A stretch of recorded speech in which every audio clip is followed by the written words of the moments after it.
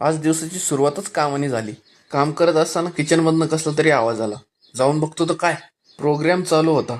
मग आईला म्हणलं, तेलाच्या ऐवजी पाण्यात तळता येईल का ग? आई म्हणली, जास्त डोकं नको लावू, हे घे गरम पाण्याची पिशवी आणि पाय घे शेकून. सुजला होता. हा माझा लहानपणीपासूनचा मित्र अक्षय. खूप दिवसातून भेट झाली. चल म्हणलं, तुला चहा पाचतो. म्हणलं होतं ना तुम्ही फक्त भेटत जा. त्यानंतर मला एक ट्रिप आली पुणे कॅम्पची. कॅम्पमध्ये आल्यावर मला दिसला गार्डन वडापाव. मग काय, मारला ना ताव. वडापाव मारला ना ताव. Wow wow. फायनली 2 दिवसानंतर आपला वडापाव आला. म्हणलं चला घेऊ खाऊन, लय भूक लागली.